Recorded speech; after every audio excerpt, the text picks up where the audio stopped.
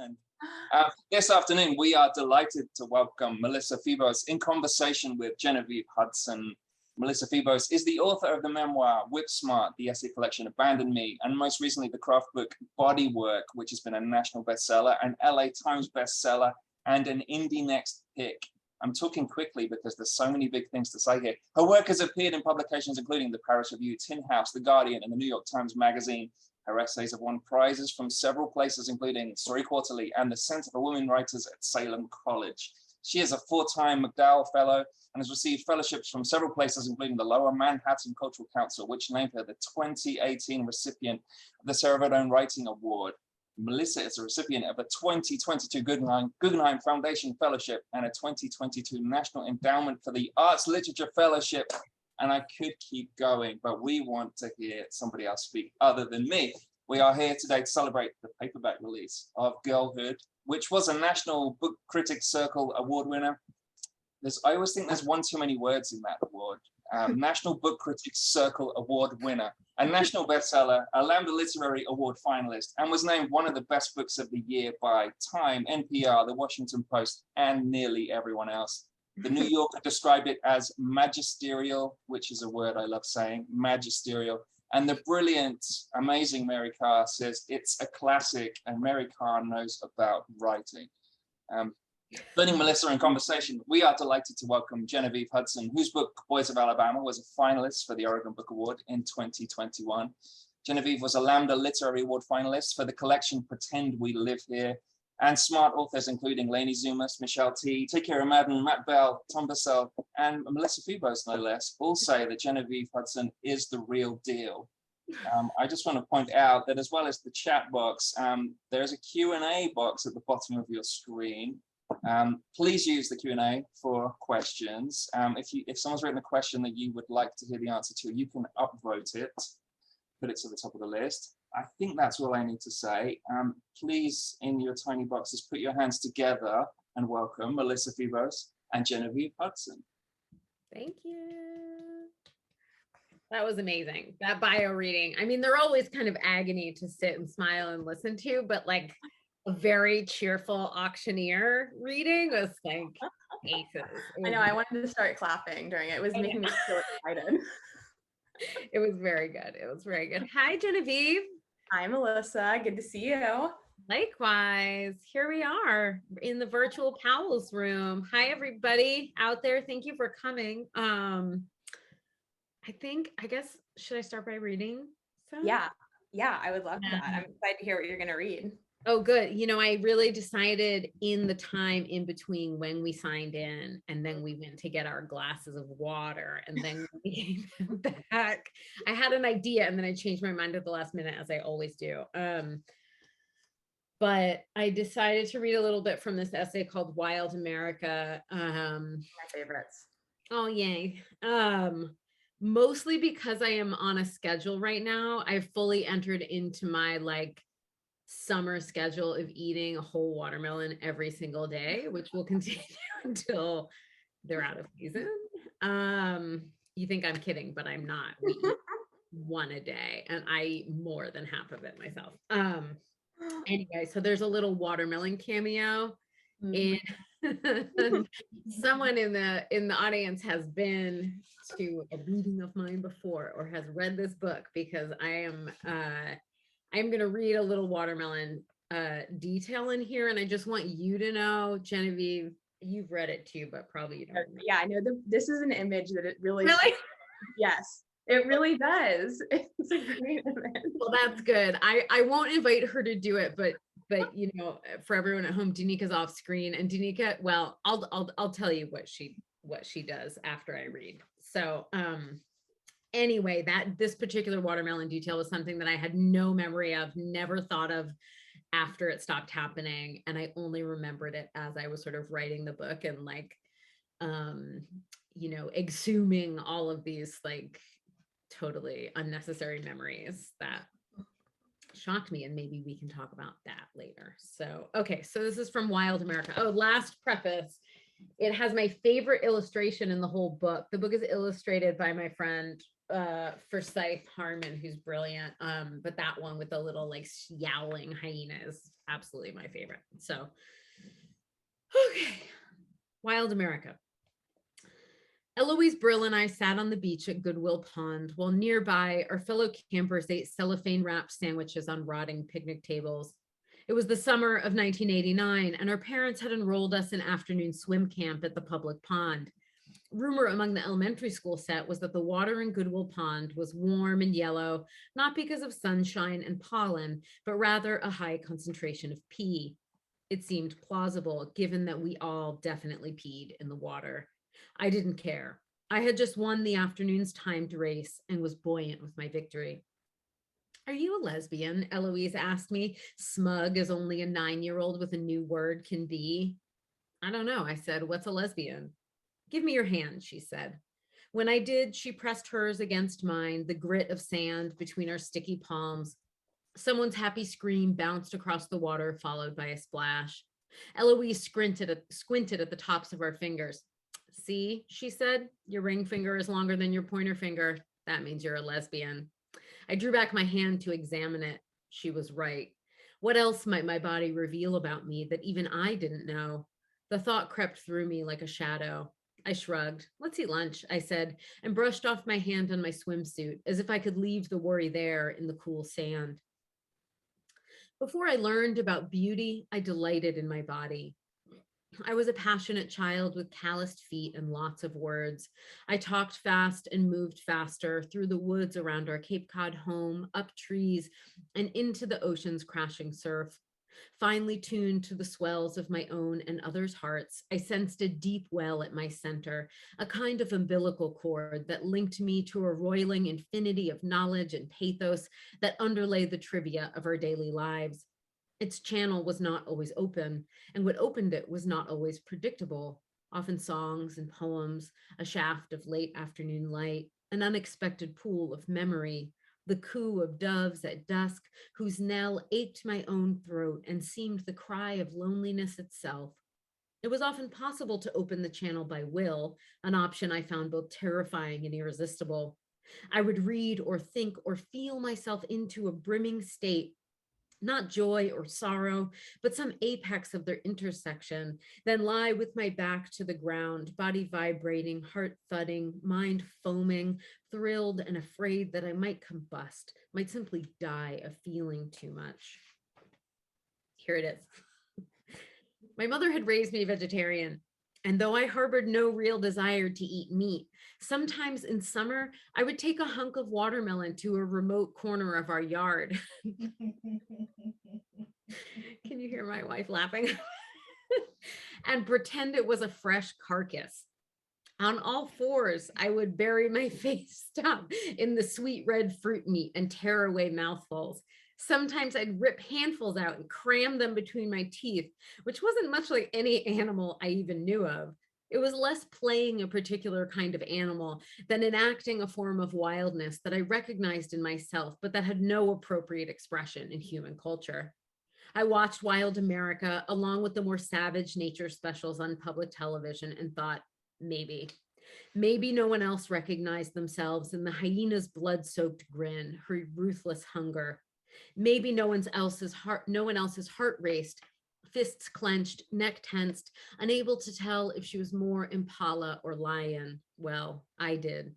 Alone in the woods behind our house, I had beaten my chest, acted out my own invented stories without a thought to how another's gaze might see me. I sympathized with the jittery business of squirrels and fanatical obsessions of our golden retriever. I was confounded by silverware, why it should exist when we had such perfect instruments at the ends of our arms. Walt Whitman claimed our distinction from animals to be that they do not sweat and whine about their condition, and not one is dissatisfied, not one is demented with the mania of owning things. I learned in elementary school that we were animals, but unlike other animals, we did not seem driven by the instinct for physical survival. We were so far up the food chain that it was no longer even visible to us. We were beyond survival in a dark and lofty realm wherein our obsolete instincts had been perverted into atrocities like capitalism and bikini waxing. I might not have been able to name this, but I recognized it. In elementary school, however, we kids were not making an ontological study of late 20th century middle-class American life.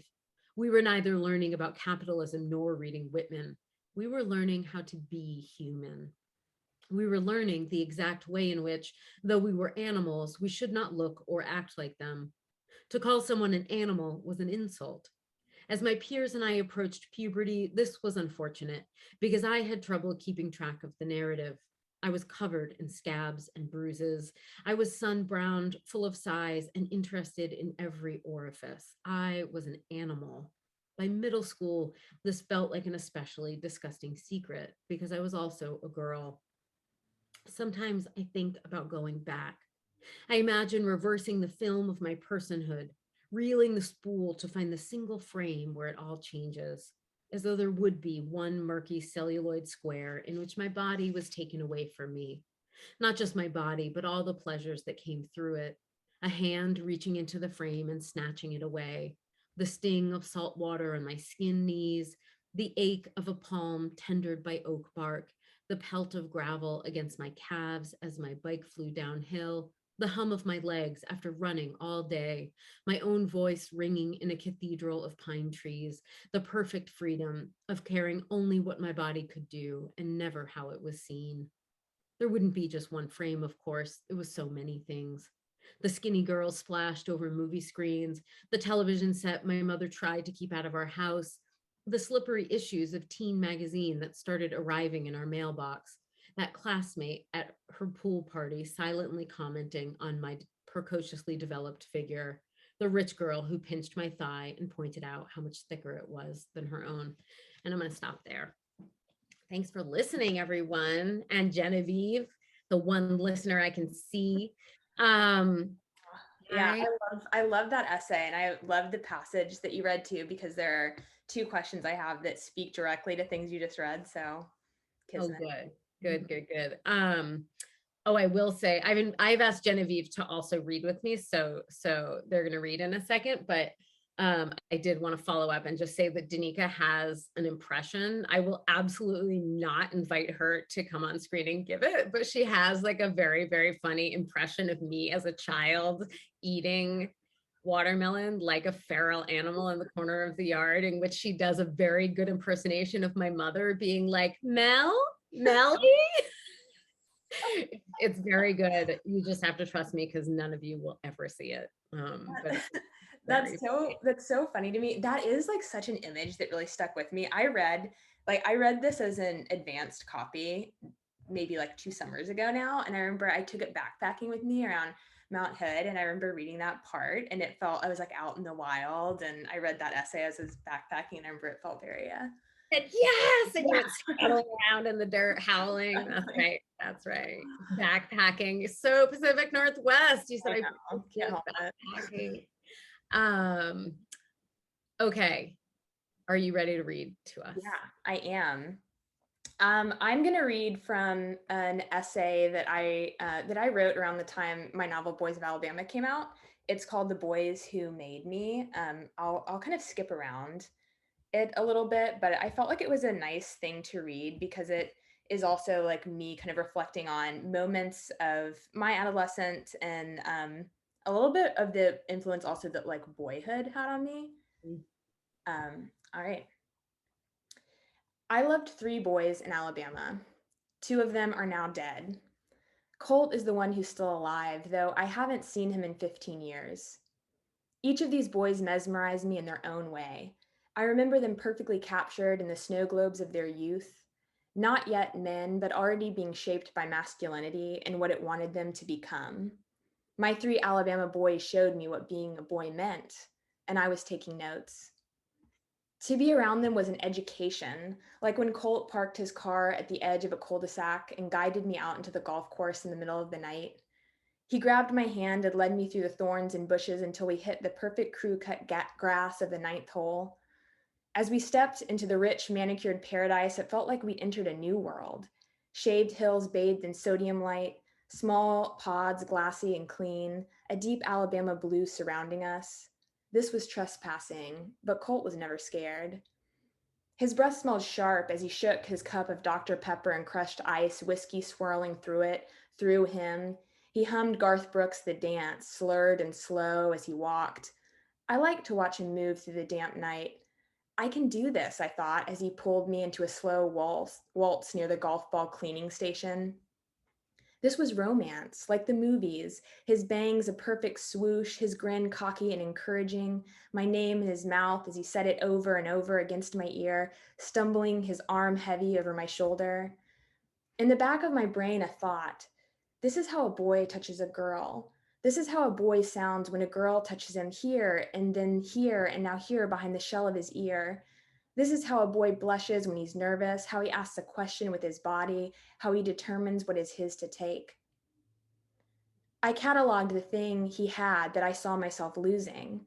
Flat, contoured chest underneath a crimson polo, bony hips jutting against my palms, curling dark hair on his thighs. My body was suddenly a thing a boy wanted. What a confusing experience to want the thing that wants you, to want to be the thing that wants you. I felt this desire in the air. I felt his desire in the air between us. He reached out and pulled me into him, and I turned something off. I turned something else on. People said we made a cute couple, and they said it so often it must have been true. He gave me a heart necklace on a chunky silver chain with a toggle clasp, a gift for a girl. This could be something I wanted, I thought, as he fastened it. I loved to buy him presents, baseball caps, wallets, video games. Just a few years before, I'd refused to shop outside the boys section in department stores. Those aisles still felt familiar. I knew what to buy for a boy. I didn't understand what I was supposed to want as a girl.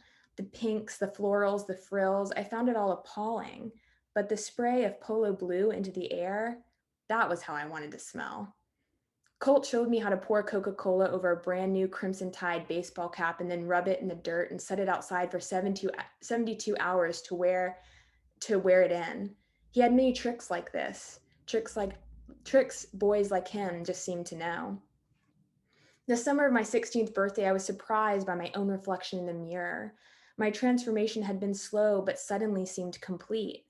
Hair that touched my shoulders, wet lips that tasted like strawberries when I licked them. I pulled at the edges of my shirt, too short in the waist. I wanted to ask the mirror who this new person was. In my mind, I still had my 12-year-old body, gangly and curveless, dropping into a half pipe, baggy pants dragging their hems across the floor, a shirt so big I could sit my entire body inside of it. You look so beautiful, my mother said as I stood before her in a dress, panic rising in my chest. Colt stood in the corner with his khakis and a wrinkled blue button-up shirt. He looked handsome. I saved the image in my mind, the outfit, the stance, hands in his pockets, leaning against the wall. This is how a boy waits for a girl. Before Colt, there was Mason, the first boy I loved. He is one of the dead ones. We were 9 when he met. He drank cold milk in the middle of hot afternoons and smelled sour, but also kind of sweet, like Kool-Aid crystals. His younger brother, Little Bill, used to follow us as we skated through the empty University of Alabama campus in the scorched heat of summer break. Little Bill is dead now, too. Mason lived like he was immortal, like nothing truly bad could ever happen to him. He was the first person to show me a gun in real life. He slid the rifle out from under his bed during a booming thunderstorm, smooth red wood and dark metal. I was terrified when he pointed the barrel at my face and whispered, "Bang." Lightning cracked open the clouds, neon white slices of sky. Mason drew his head back to expose the freckles climbing up from under his collar and over his neck. "It ain't even loaded," he said. I would observe Mason, a ringleader among his friends. This is how a boy shoves another boy when he's embarrassed, how a boy throws a skateboard against the pavement when he fails at a trick, how a boy convinces little brother to ride his bike down a dangerously steep set of stairs, and how he laughs when he crashes into the bricks. How a boy hugs the same brother he laughed at, crushing him hard against his sweaty white ribs, planting a kiss at the top of his curls. I learned of Mason's death over text message when I was in college. It had been years since we had spoken. He was around 20, but in my mind, he is forever 11, dirty and wet from the creek, gummy scars glossy on his hands from a fishing accident, eyes wide with excitement about whatever scheme he was cooking up. I think about the promise of boyhood, especially Southern boyhood, and the kind of country-fried future boys are promised if they make themselves in the image of man. Mason never got to the other side of his boyhood, and neither did I. He died, and a part of me died too. I'll stop there. Oh, yay. That was so beautiful. Oh, thank Oh you. my God, the writing, I mean, of course, but thank you. Also, oh my God, what a time period. Like, what did you say? The polo. The polo blue. It smells so good. Yeah, As it's does like a Old somatic Spice. memory to me. Yeah, yeah. Oh my God, all of the like little boy colognes from like the late 90s or like the mid 90s are such time capsules. Also on the golf course, I have so many memories. I guess it must just be like, I don't know exactly where you grew up, but like in a smaller place, like a place where like very young people can go drink and like. Yeah, they were like expanses or something. This abandoned amount of land in the evening that you could just go and walk around in. And I know I have a lot of memories wandering around golf courses. We used to go like sledding because the sprinklers would turn on in the golf courses, and we would go like sledding down the grassy hills and get soaking wet. And I have similar memories. I haven't thought about that in a long time. Thank you for reading and for your beautiful work in general. Oh, thank you. Yeah, I'm really happy to be here and get to have a conversation with you about this book. Like I said, in the beginning, I read it, you know, when it was like just coming out, and I was so excited when you sent me an advanced copy because I had heard you read from it a few times, I think when you were still working on it, and the essays that you read really stood out to me. I remember being like, I can't wait to read this book. And two of the ones in particular, and maybe they were like earlier drafts of it, but you read one about, it was a longer version, but it was from Wild America, and it was about the story of your hands. Oh yeah. But you kind of linked it and you kind of followed that story more, more succinctly. And I want to ask you about that too, but there was also another essay that you read, which was about your stint with celibacy. So those are kind of two places that I want to start. Yeah, I'm happy to talk about those things. I think especially with the hands, there's something, because I think like one thing, especially Wild America, your essay, like what I think is so like interesting and impactful about it is that it really speaks to this kind of threshold moment that we have in adolescence where like our bodies somehow suddenly start to have this significance that we didn't understand they were going to take on. And the world is suddenly giving us these codes about like what this means through like a gendered lens. And and we have to kind of negotiate that of like, what does this mean that like the way my body now looks has these associations and I have to navigate this. And I thought that was really interesting. And then also like how you look at it through the lens of your hands, which I mean, let me say the first thing I was thinking of, and then I'll talk more about my hands. But yeah, it's interesting because I was doing sort of a little like radio tour for the paperback of Girlhood, and weirdly, like this is maybe a total like digression, but a lot of the hosts for the radio shows I was on were men, and it was like all these men. I actually was on this like hour-long radio program on a local NPR station in Louisiana. I was like, who are these men? But it was great. But one of the questions that they kept asking me that I hadn't been asked that much before, just a little bit, was sort of like, how do we prepare kids better for that experience?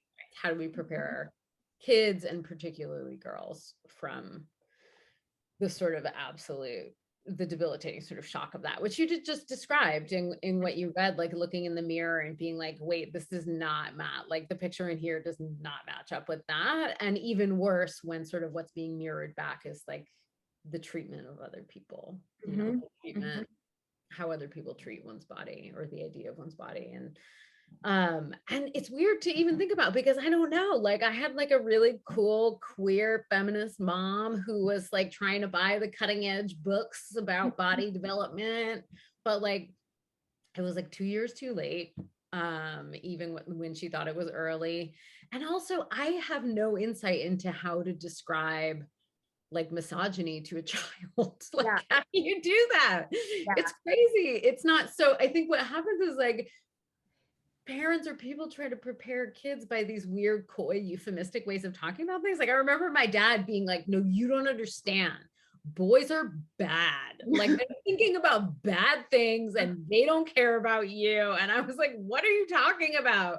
Because my friends, similar to you, I was like super athletic and like very sort of, I didn't see a lot of difference between me and boys until like I was forced to. And so I was like, this rhetoric is bizarre and makes no sense. And then until it did, you know. You also have this line somewhere in the book where I'm not going to say it correctly, but you talk about how like the patriarchy and white supremacy and like all of these forces that are at work in our world, that we internalize them to such an extent that we can mistake them for like the machinations of our own mind, because it's so much in the fabric of what we live in. So I think especially when we're growing up, it's like, how do you divorce that? Like your own thoughts and your own ideas about your body and how you feel in your body versus the ocean you're swimming in, which is steeped in these.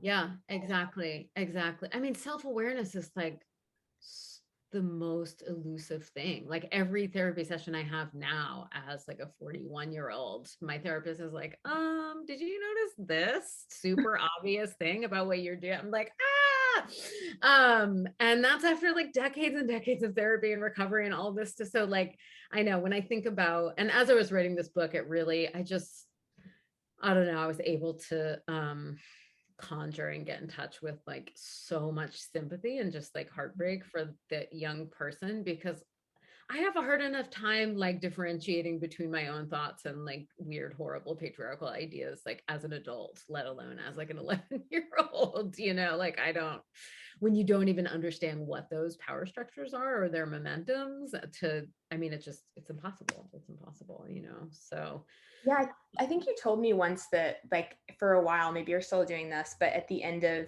every day when you would like journal or write, you would write like, I reject the bad ideas of the patriarchy at the end of it, just as this, obviously you as this like deep feminist thinker, you're still like, I need this reminder, like really overtly to myself.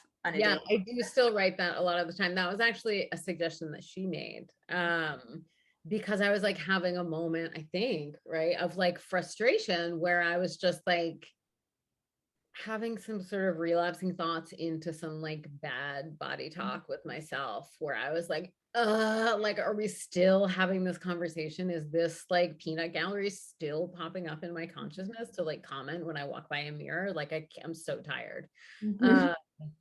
And she was like, well, why don't you, because at the end of my morning pages I have a little list of things, and now it's like a whole paragraph of just like shit I need to be reminded of that's too embarrassing to tattoo on my body. So just like write it all out here every single morning so that I can tack it over my day. Yeah. But yeah, hands, it's really funny. I think there was a part in that essay that I didn't read from where I talk about how my hands were bigger than all my girlfriends' hands. And it's so funny how now when I read that out loud, it's like, sometimes I do this, sometimes I don't, but I feel like I need to add a little footnote and be like, because it sounds like I'm bragging now when I read it, because I'm like a queer person, often like reading it to queer people, where it's like, my hands were always bigger. It's like, but at the time it was like so devastating, I was so, it's funny. I don't know if have you been watching Hacks? I haven't, no. Okay. Well, so there's this bit where Jean Smart, who's playing this like older straight lady comedian, has this young queer writer working for her, and they're just like being mean to each other all the time in a very funny, kind of heartwarming way. But she has this like long running bullying of the younger queer writer because she has such big hands, and yeah, it's funny to watch because it's been such a good metric for me being like, oh, I have no sensitivity about that at all anymore. And also I think it's hilarious, and I don't think they ever comment on the fact that like the straight lady bullying the queer lady about how big her hands are is like, she doesn't quite know. Yeah, not actually something there. Just like, thank you. But the way you like bring that whole like storyline through in that essay, I think is so beautiful. And at the end, you have this line and you say, it's true that I'm now loved for the things I've tried to erase in myself, but this isn't a story about teaching myself to love myself. And I think you go on to say like, but this is a love story of some sorts. And I don't know, you like, do you want to speak to that a little bit of like what you mean by that, of like you learning, like now being loved for these things that you tried to erase, and also, but it not being this necessarily a story about redemption so blatantly. Right. Yeah. I mean, I think that is like the oblique kind of surprise of so much of the epiphanies in my life and so much of the big transformations of my life. And like, I already just know whatever I say is going to sound really corny, but because there's no way to avoid it. But I think when I was a kid and for a lot of my younger life, I felt like, oh, if the right person says that my big hands are okay, or like if the right person loves me, or if anyone loves me enough, that it will treat this condition that I have of like having this constant monologue of sort of self-beration and like this rhetoric of not being good enough. And it is sort of through being in relationships and learning how to relate to another person and observing the ways that I think and feel and respond to another person's body and the shape of their body and their gender. And it is through being in relationships that I've partially arrived at a place where I feel like that sort of lifelong kind of burden has been treated, but it hasn't been because someone loved me enough or because like enough people told me that I was cute or whatever, you know. Similarly, and maybe this like, you know, bridges to sort of the other topic that you mentioned, the celibacy, the bit in that essay about the time I spent celibate, which I'm actually writing a whole book about. And that similarly is sort of an experience where I was basically in relationships for my whole life. I mean, you know this, but I was in my in nonstop sort of monogamous relationships from like 15 to 35. And then I decided to spend 3 months celibate, and it like kept growing until it was like almost a year. And it was the best year of my life. And like at the very end of it, I was like pen paling with my wife, and it's like so confusing, and I don't like to sort of draw that timeline fully for people because it suggests a causal relationship between like being celibate and being alone with myself and like scoring a wife, you know. When that absolutely was not what happened. It was that like completely divesting from being sort of oriented to what other people thought of me and nurturing a relationship and prioritizing someone else's needs and desires over my own, like so changed my relationship to myself that I became a person who was capable of like being in a relationship for a much, much longer time. Yeah, because what I thought was so interesting about like this celibate time you took is that it wasn't just like, I'm not going to go on dates, I'm not going to like make out with somebody, I'm not going to have sex. You really had these parameters around like not being attuned to this like buzz of attraction or validation. Like I feel like it was a lot of it when I read this too, is that was so interesting to me because you're like, I was always so hyper attuned to like the energies or like these small validations that you can get from like flirting or connection. You're like, what happens when you kind of cut that out, and that's just not a part of the way you move through the world, and what do you get to turn your attention to and your energy to? And I found that part really interesting.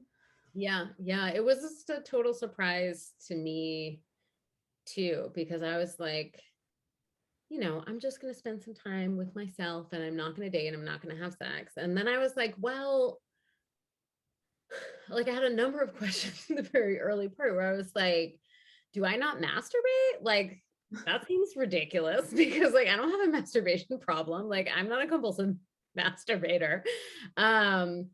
And it just like doesn't paint like sort of figuring out where the boundaries of that experience should be for me was a way of sort of testing and refining my understanding of like why it seemed like a good idea at all.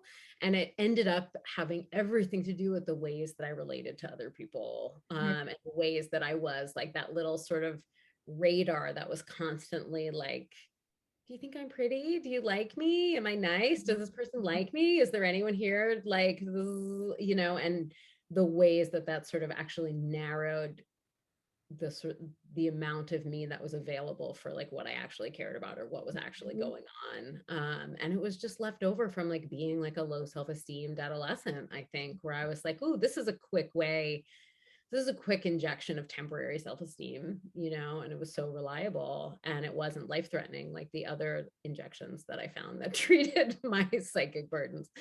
So yeah, it's so funny that you picked up on that, because I've just sort of turned toward really focusing on that book. I'm excited about that. I mean, yeah, you talk about like when we read, there are moments of like heat on the page that just feel really like, oh, there's something here, there's something more here. Those sections feel like that to me. Like there's a bigger story there. There's something that feels really alive in those moments. Yeah. Oh, that is so comforting to know. Because that was exactly my experience. I started writing about that experience. I thought it would be an essay in Girlhood, and I saved it for last. And I started writing it, and it was just like, and I was like, oh no, this is not going to fit in here. So, but I did have that little passage in Wild America about it. So it's helpful that you could feel the heat too. I could, yeah. Wait, so I want to ask you some questions. Okay, yeah. I want to know how the book you're working on is going, and you can talk about that to whatever extent you want, because I do realize it's weird to just like have a friend catch up with an audience. But I never see you because I don't live in New York anymore, and you don't randomly come through Iowa City, and so I have to go to Portland if I want to hang out with you. So tell me how your memoir is going. And Memoir. I'm teasing Genevieve because she's not writing a memoir, but she kind of is writing. I don't know. Tell me what the update is. Maybe it's not anymore. Yeah, I am definitely writing a novel right now. I'm definitely writing a novel that is the closest to the bone of like my own lived experiences. It's like really tracing like these deep questions that I have, like that I'm contending with in my own life and have been contending with. And, the narrator that it's following, lived in Amsterdam, like where I used to live. And they're really reckoning with like coming back to a place where they used to live in the States, for this like big moment for a friend of theirs. And they're going to be confronted with all these people from their past. And it's sort of like a sliding door moment where they're wondering like, who did I think I wanted to be when I was at this time in my life? Who did I love and long for? And how does that measure up to where I am now? And this kind of check of like the life you could have led and the life you're leading. And can you ever go back and make other choices? Or in the choice, what are the effects of like, wait, so does it actually do a sliding doors thing where it goes down the different pathways? No, that'd be pretty awesome, but it does not do that. It doesn't do that. It just kind of allows it, but there's a lot of like moments of like, this is what was happening at this time, and this is where I am now. And it's there's like a lesbian love affair, long lost love, the stuff, that I really like to read. I'm stuck in this part right now though of writing it that I don't know. I know like a lot of what you write are these like essays that kind of culminate to this like bigger work that speaks to itself. And right now I'm sort of at the tail end, middle-ish section. And I find that a very challenging part in a novel, like this kind of mushy middle, to really make that feel really like strong and alive. And so I'm contending with that right now. Yeah, I have that same experience at that point of writing nonfiction too. It's like, and it's so hard to know. Part of what makes it hard for me, like at the end of the second, third, or whatever, as you're moving into sort of act 3, it's just hard to tell if if I've lost my way, or if I'm just like dead tired because writing a book takes too long. It's just like even and like the possibilities, like what can possibly make sense, has narrowed to such an extent that it's not like, it doesn't feel fun and rife with possibility anymore. It feels like you're threading a needle through a very thin eye, right? Yeah, okay, so sort of in this similar vein to me, like this is a little bit of a switch, but not really. Like one thing I listened to an interview with you. I can't remember who interviewed you, but it was a couple months ago. And the person interviewing you was kind of, you guys got into the topic of like writing as therapy, or like the therapeutic effects of writing. And there was a little bit, maybe not contention, but I noticed like a little bit of resistance that I think I see from people sometimes, that like high art, literature, the capital L, like it's not for therapy, you know, that it's something like maybe more elusive. And yet I think like I can't really deny that like thinking through things in writing and contending with things on the page has these effects on me personally, to like work through things in a way that's not unlike what you get from doing therapeutic work. And a lot of your work, like I feel that now as I'm like going through this novel and kind of contending with these big questions that I struggle with as a human. And you know, and kind of thinking about them, and also looking back at the things that I've learned and reflecting on that. But for you, like a question I have, one is like what you think about like the like writing is this like kind of thing that can give you this therapeutic sense. And then also when you're writing something that's like tending to these psychic wounds you've had, like, do you feel like you've already had to do that therapeutic work to get there to be able to talk about it? Or do you feel like that work happens through the process of writing for you? Right. That's a great question. Please hold it in your mind, because I'm going to forget it while I talk to the first question. And I think, you know, my understanding of sort of the relationship between like therapeutic affect and the creative process is mostly empirical, right? Like I think like most writers, I became a writer because it was the only thing I could imagine not hating or like crushing my soul if I were to do it for my whole life. And I had this like irresistible drive to do it and to tell stories, and also like a tremendous love and curiosity about language and what was possible with language. And I don't think that writing has always been in any way exclusively sort of like a hidden drive for me to like, you know, unearth my wounds and like treat them. I really do think a lot of sort of like the art of writing comes out of like a set of natural inclinations and like just the brain that I have, and like the too muchness of being a human being with consciousness in the world, and the way that those things interact is really satisfying and comforting. And so there's that.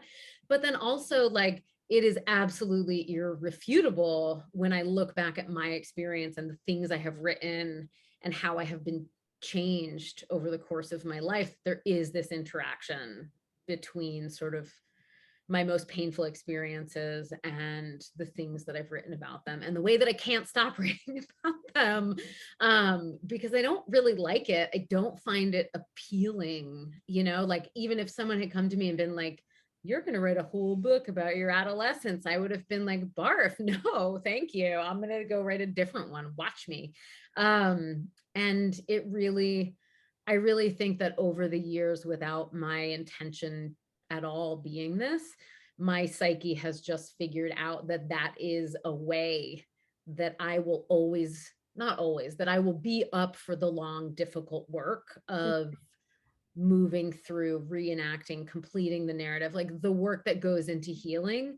I will do it if it also includes aesthetic work, because I love the aesthetic work of writing. You know what I mean? And I do think, like, every psychologist who's ever written a word has acknowledged, like, as much as we want to avoid our wounds, we're also irresistibly drawn to them. And so I do think that it's a form of resiliency in my own psyche, that my brain has been like, oh, this is how we can like deal with this shit, is if we bring it to the place where she shows up the most, you know, like more so even than therapy, you know? So I think, you know, I don't think it's necessarily true for everyone, but it is true for most of the artists that I know. And it's definitely true for me. And I think as an adult, or at least like in the last 10 years, I've become conscious of the way that it functions in a different kind of way. And I think that makes me more accepting and maybe more yielding in some ways. Not always. I still resist it. I'm still like, this is the end. I'm never writing about anything like this again.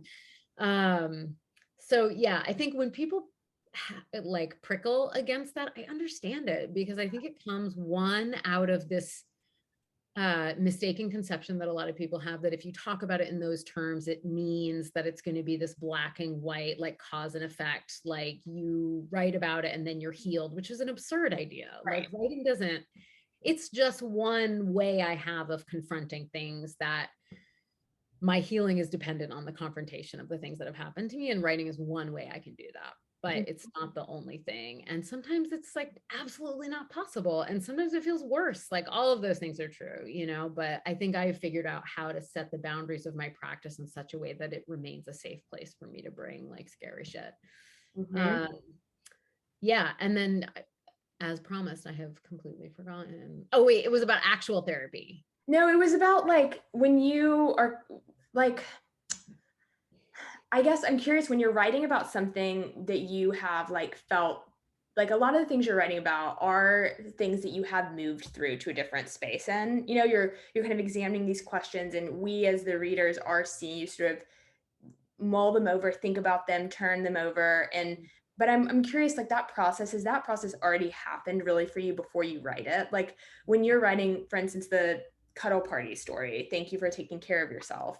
Had you, like, you're contending with some issues that you have around like being confronted with your own, like, I mean, you can speak to it better than I can, but like bristling around some of like things that came up for you at a cuddle party around consent that you're really not expecting, and made you go back in and kind of delve into like, why am I feeling this? Like, what's up with this? And so I'm curious, like how you dealing with that, thinking through it, like how that happened in tandem with your writing. Yeah.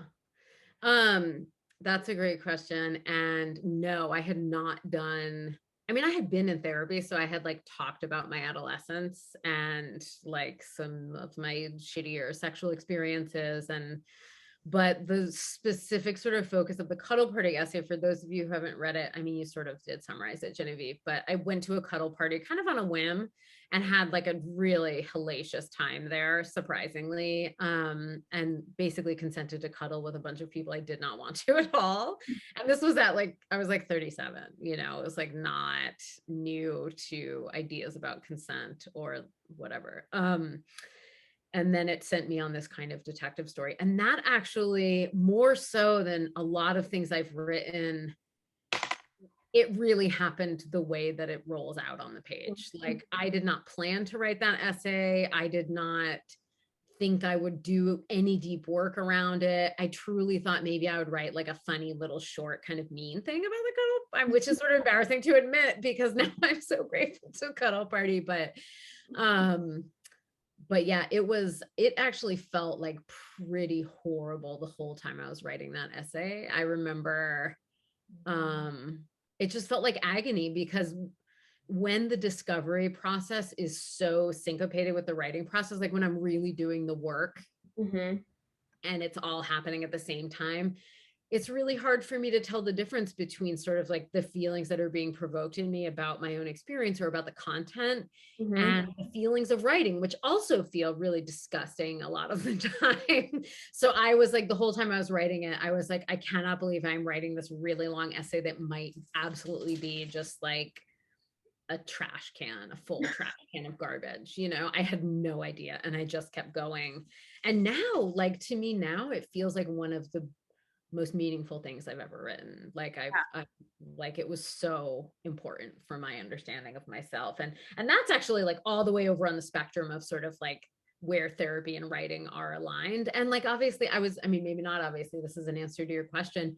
I was like in therapy talking to my therapist while I was writing it. And I often have sort of gone to therapy and like talked through something and been like, oh, get clarity. And then I go put it in the essay. And so it's like this toggling around. And I really think like the thing that makes writing so cathartic for me is that I just am willing to show up with the mediator of writing. Like I just feel so much more, at least in a superficial way, I'm so much more loyal and interested in making good art than I am in therapy and in healing. So, and I know that like really deep, interesting work makes for like really deep, interesting art for me in the form that I write in. And so I'm willing to do it. And like, I do believe that underneath it's like, I have like truer, more sincere psychological motives, but I'm not really in touch with them until the end of the process. It just feels like I'm like on a detective investigation that in the service of my art, you know. I love that. Yeah. I'm seeing, so we have 10 minutes left and we got some Q&A questions. So I'm going to toggle to those. So the first question is, I wonder if either of you have ever became integrated with your body rather than seeing and feeling it as separate from yourself. I see my body as separate from me, which they are acknowledging as sad. So yeah, I'll let, if you want to take that first, but do you feel like you've had that integration with your body? Oh my God, no, it's so hard. That's like the most advanced thing, to all the time be integrated with body and like self. Yeah. I mean, that is like a philosophical, psychological like coup, man. I have moments, and that is so much better than it ever was in the past. And I think I have like over the years, and really also over the writing of this book, was like really sort of galvanizing in this work for me. It has just become my ideal, right? Like that has become my ideal. Whereas for a long time, I think my ideal was to like become further estranged from my body and to really objectify myself to such an extent that I did not have to carry the things that my body carried, you know, which of course was like impossible and only compounded it. So I think just now I feel really grateful that I have the goal of being like, hello body, you are a part of me, we're in this together, you know, like that is like generally the spirit in which I'm like trying to relate to myself, is like huge progress. Yeah, I mean, I hear you. Daily work for me too. Like I often do feel like the way I see myself doesn't always match up with the way that it look when I see myself in the mirror. And you know, and I found myself over the years too, like asking people like, so like, how do you see me? Like almost as though I don't know what I am, like how I come off or how I look, or you know, that speaks to this sort of disconnect, you know, of this way of living like in the mind that can feel very disembodied and not always integrated. But I try to bring myself down into my body often, and sometimes it succeeds. Oh my God. I so want to continue asking follow-up questions, but they are like totally friend conversation questions and not like at a reading conversations, but let's stick a pin in it. Great. And then we can tell each other how we see each other. And then we can tell each other what our internal self-image is, so that we can discuss. I'm holding you to this because I love that. No, I'm into it. Let's process. But yeah. Okay, so the other question. Oh, wait. Okay. So how pervasive do you think empty consent is for women in sexual and not even in sex situations that are not sexual? Sure. Yeah. So empty consent is a term that I came up with in the Cuddle Party essay, actually, because when I went back and did all this research and talked to a bunch of other people, the sort of like dynamic that I uncovered that had been really repetitive and frequent over the course of my whole life was this sort of consenting to sexual experiences in particular, and just like physical experience more broadly construed, that that I didn't want, and that I felt maybe ambivalent about, or I changed my mind halfway through, or that I never wanted at all, but for a number of different reasons, it didn't feel safe or comfortable to say, no, I don't want that. And so I just like tolerated it. And I look at sort of what that did in my mind. So, you know, I don't know how pervasive empty consent is for like women at large, but I know that I spoke to like somewhere between 30 and 50, like friends of friends, strangers, and every single person that I spoke to experienced it. Mm-hmm. You know? And I think, and it wasn't, I actually spoke to men too, and some non-binary folks, and everyone had experienced it. And I think, you know, some of it is like the goal, I think, is not to just like never do anything you don't want to do. I mean, that is obviously the secret goal for most of us, but I don't think that's reasonable. But it did seem important to draw that distinction in terms of like bodily sovereignty, because I do think that is like a reasonable expectation. I mean, it's not if you look at how many people like don't have it, but we absolutely should have it, you know, and so I don't know, that would be something like, I don't know. That's what I know about that. There were two tenets at the cuddle party that you sort of like you gravitated towards in the essay that I thought were interesting. And one was, maybe means no, and you can always change your mind. But maybe means no, I think, is really, like, we might know that, but can feel quite profound. And you reflected in the essay too on like these moments where, like, this pretty innocent cuddling or hand holding was happening at the party, but your body was saying, this is not an emphatic yes, this is not a hell yes, this is a definite maybe. I could probably tolerate that. Yeah, exactly. And yet it's just, there's something still that can feel blocked. And because, I think a lot of people who are socialized as women too, like, can be pleasers, and it's hard to say, it can be hard to say no to something, especially if it's something like a maybe, you're like, oh, I can maybe. Exactly. Yeah, that actually is the rule from the cuddle party that I think of most often now, like many years later, is if you're maybe, say no. Because it's so revolutionary, because what I was conditioned in, and not even that directly, like not so much in my family, but just like ambiently in the world, was like, if you're a maybe, that's a hard yes. And if you're a no, when you're the fringe of maybe, that's also a yes. Like you just need to get there. Right. So you can say yes. And so that just felt so like, what a gorgeous sort of privilege of space to, like, I don't know. And just when I think about, a lot of times when I think about my bodily boundaries or like taking care of myself, I just like have to imagine like a little kid or like whatever, even just someone else that I love, and thinking about like, would I want them to have that space to think about, or to have that reinforced, that they're never going to be pushed into something that feels uncomfortable, so that their body becomes an unsafe territory that they have to like abandon. It's just like unquestionable. And yet, like, I still do it, a lot less after I wrote that essay. But man, saying no, other people's desires, and just like even the gentlest of pressure from other people's wants or their hypothetical disappointment, is so compelling. It really is. Yeah. Oh, Genevieve, thank you so much for doing this with me. I love talking to you. I know, I could just keep going on and on. Yeah, it's really fun. Wait, before we go, tell me what you're reading right now. I just read Sorry to Disrupt the Peace by Patrick Cottrell. And I'm reading this book, A Dream Like a Woman by Casey Platt. Do you know? Interesting. No, I recognize the name, but I haven't read that. But I love Patrick's work. Is so beautiful. I know. I had wanted to read that book for so long, and this was finally the time. And I just, sped through it. It was really yeah. Excellent. What are you reading? Curious also.